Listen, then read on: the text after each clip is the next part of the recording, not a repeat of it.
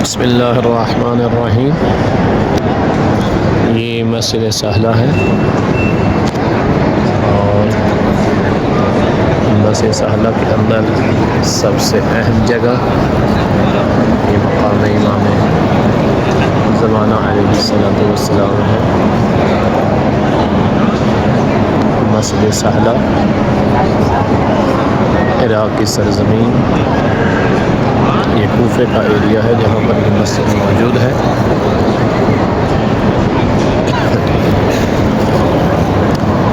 مسجد سہلہ شیعہ مذہب کے اعتبار سے ان 5 بڑی مساجد میں سے ایک مسجد ہے جن کے متعلق روایات میں وارد ہوا ہے۔ سب سے بڑی مسجد بیت اللہ ہے، خانہ کعبہ۔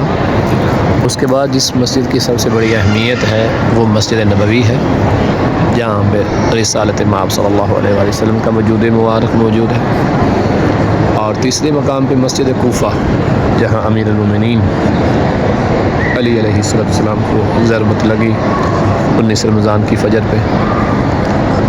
یہ تیسرے نمبر پہ سب سے بڑی مسجد ہے۔ چوتھے نمبر پہ مسجد سہلہ ہے اور 5ویں نمبر پہ مسجد اقصیٰ ہے۔